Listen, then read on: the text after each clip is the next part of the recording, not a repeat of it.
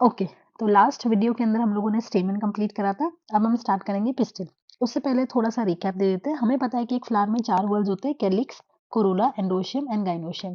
Androecium की unit को बोलते हैं stamen which is also known as male reproductive organ. Gynoecium की यूनिट को बोलते हैं pistil which is also known as female reproductive organ. किसी भी फ्लावर के अंदर, किसी भी गाइनोशियम के अंदर या तो एक पिस्टल होगा या एक से ज्यादा पिस्टल होंगे। अगर एक पिस्टल होता है तो उसको आप बोलते हो मोनोकार्पिलरी। अगर एक से ज्यादा पिस्टल होता है तो उसको आप बोलते हो मल्टीकार्पिलरी। मोनोकार्पिलरी का आपने एग्जाम्पल पढ़ा है मॉर्फोमे फेबेसी फैमिली।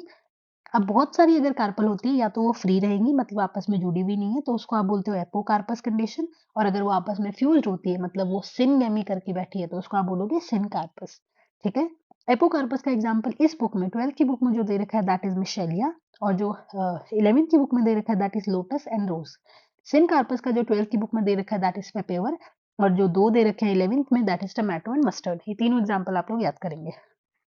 अब हम बात करते हैं टिपिकल पिस्टिल के 3 पार्ट होते हैं, stigma, style and ovary. Stigma क्या है? ये वो पार्ट है जहाँ पे आके पोलन ग्रेन लैंड करता है, तो it is the landing platform for your pollen grain. फिर पोलन ट्यूब बनाता है और वो पोलन ट्यूब जाती है एक लंबे से स्ट्रक्चर से जिसको आप बोलते हो स्टाइल। और स्टाइल के नीचे प्रेजेंट होता है एक बल्ज्ड पार्ट, फूला हुआ पार्ट जिसको आप बोलते हो ओवरी। और ओवरी के अंदर होती है एक कैविटी जिसको आप बोलते हो ओवेरियन कैविटी या फिर लोक्यूल। लोक्यूल के अंदर होता है एक टिश्यू जिसको आप बोलते हो प्लेसेंटा। प्लेसेंटा से जुड़े हुए होते हैं कुछ स्ट्रक्चर जिसको आप बोलते हो मेगास्पोरेंजिया या फिर ओव्यूल। मेगास्पोरेंजिया या ओव्यूल ही वो जगह है जहाँ पे मेगास्पोरोजेनेसिस होगा।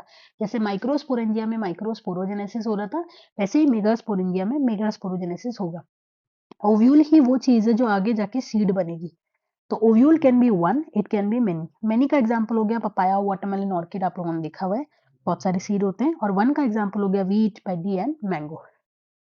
तो इस पूरे पैराग्राफ में यही सारी बातें दे रखी है। एपोकार्पस क्या है, सिनकार्पस क्या है, मल्टीकार्पिलरी, मोनोकार्पिलरी, स्टिग्मा, स्टाइल, ओवरी क्या है, इसका क्या फंक्शन है, ओवेरियन कैविटी। इस डायग्राम की बात करते हैं।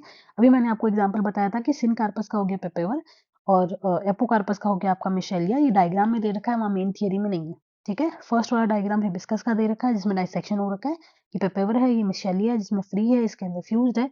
और ये जो स्ट्रक्चर है ये ओव्यूल का है।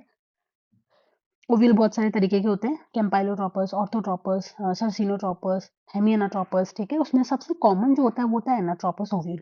यही हमको पढ़ना है। ये एक एनाट्रोपस ओव्यूल होता है। थोड़ा सा समझने की कोशिश करना। मान लो ये प्लेसेंटा है ओवेरियन कैविटी के अंदर। प्लेसेंटा से जुड़ा हुआ होता है ये, इसको आप बोलते हो ओव्यूल या फिर मेगास्पोरेंजिया। ओव्यूल प्लेसेंटा से जुड़ा हुआ होता है एक डंडी की हेल्प से, उस डंडी को आप बोलते हो फ्यूनिकल। ठीक है।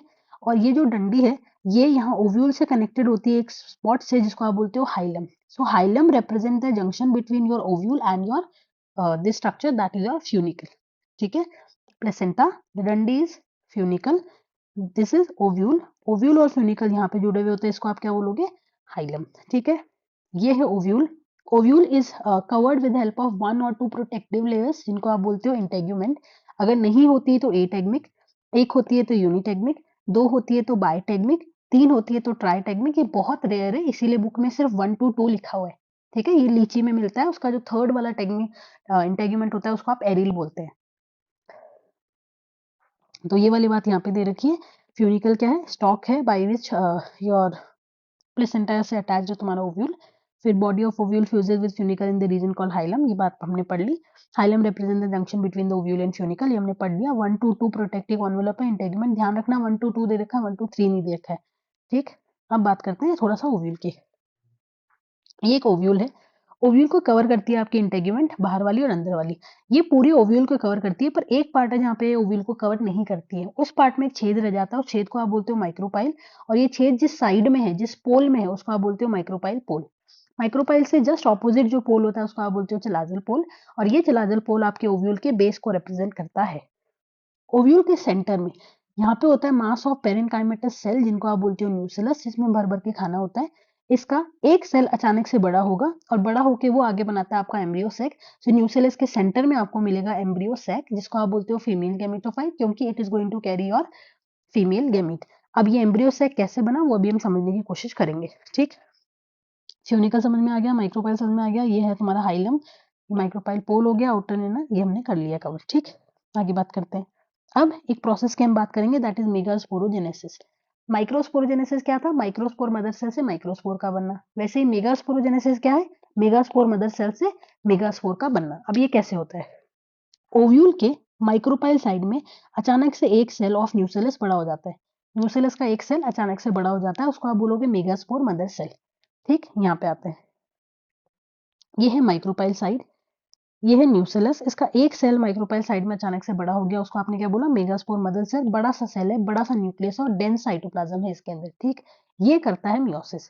पहले करेगा मियोसिस 1, मियोसिस 1 करा तो बना डायड, फिर करेगा मियोसिस 2 तो बना टेट्राड। अब हमें पता है कि ये मदर सेल है तो इसकी प्लॉइडी तो क्या है? 2n। अभी तक सबकी प्लॉइडी 2n है। अब इसने मियोसिस 1 किया तो जो डायड बने उसके दोनों सेल की प्लॉइडी क्या होगी? आधी। फिर ये जो टेट्राड बना है इसके चारों सेल की प्लॉइडी क्या होगी? अगेन n ही रहेगी। 4 बने, वहां पे चारों माइक्रोस्पोर पोलन ग्रेन बना देते हैं। यहाँ पे ऐसा नहीं होता है। इन चारों में से 3 जो माइक्रोपाइल वाले हैं वो डिजेनरेट कर जाते हैं। एक बचता है, इसको आप बोलते हो फंक्शनल मेगास्पोर। ठीक है, क्योंकि ये तीनों मर जाते हैं और सिर्फ ये एक काम का है, यही आगे जाके आपको क्या बना के देगा? Embryo sac. क्योंकि आपका पूरा एम्ब्रियो सैक एक ही मेगास्पोर से बन रहा है, ऐसे डेवलपमेंट को आप बोलते हो मोनोस्पोरिक डेवलपमेंट। समझते हैं क्या हुआ? ये फंक्शनल मेगास्पोर अब 3 बार माइटोसिस करता है। तो एक से बने 2 न्यूक्लियस, और ये दोनों न्यूक्लियस ना, ये जो डिवीजन हुआ है ये फ्री न्यूक्लियर हुआ है, मतलब इनके आजू बाजू सेल वॉल नहीं आती। तो ए पहला माइटोसिस हुआ तो एक से कितने बने? 2। दूसरा माइटोसिस होगा तो 2 से कितने बने? 4। तीसरा माइटोसिस हुआ तो 4 से कितने बने? 8। इसका मतलब एक फंक्शनल मेगास्पोर 3 जनरेशन तक माइटोसिस करता है, 1, 2 एंड 3। और टोटल आपको 4 न्यूक्लियस मिलते हैं। क्यों? क्योंकि ये फ्री न्यूक्लियर डिवीजन था, सेल वॉल नहीं आई है। अब ये चारों का रीअरेंजमेंट होता है।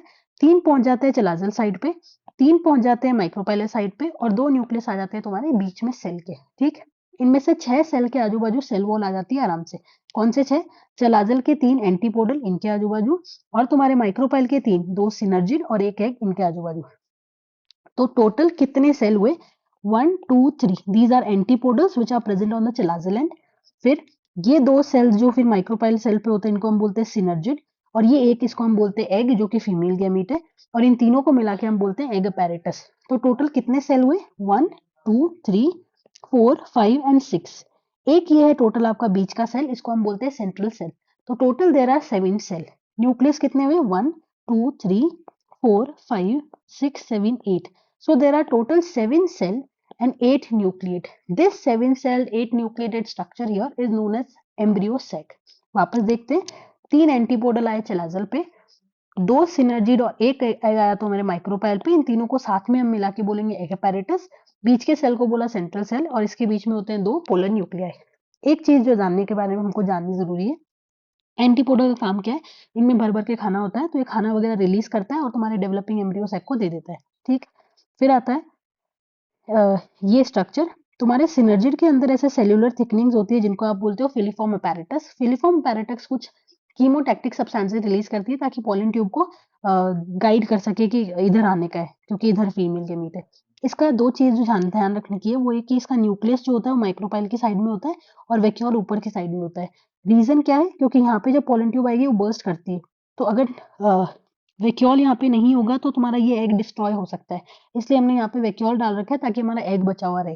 ठीक, अब आगे हम बात करते हैं पोलर न्यूक्लियाई का लोकेशन दे रखा है एनसीईआरटी में, वो है बिलो द एग apparatus, क्योंकि आप यहाँ पे बैठ के देखते हो। माइक्रोपाइल से देखा जाता है कि कोई भी चीज कहाँ है, तो वो उसके नीचे मिलेगी। ठीक, ये बात हो गई। तो अब यहाँ पे dense cytoplasm, large cell, prominent nucleus, ये हम तुम्हारे एमएमसी की बात कर रखी है, ये हमने लिख दिया है। इसके बाद में फीमेल गैमेटोफाइट मोनोस्पोरिक डेवलपमेंट हो रहा है, ये मैंने बता दिया। मोनोस्पोरिक क्यों बोला? क्योंकि एक फंक्शनल मेगास्पोर से पूरा एम्ब्रियो सैक बन गया, इसलिए मेगास्पोरिक मोनोस्पोरिक डेवलपमेंट ये हमने बात कर ली है। कितने सेल वॉल्स, कितने के आजू बाजू? 6। 8 न्यूक्लियाई में से 6 के आजू बाजू सेल वॉल आ गई। एग apparatus की बात हमारी हो गई है। इसको हम क्या बोलते हैं? 7 सेल 8 न्यूक्लिएटेड एम्ब्रियो सैक। इसको पॉलीगोनम टाइप बोलते हैं क्योंकि इसको सबसे पहले पॉलीगोनम प्लांट के अंदर पढ़ा था। So that's it for this pistil या फिर कार्पल। अगला जो लेक्चर होगा that will be based on your pollination. Thanks.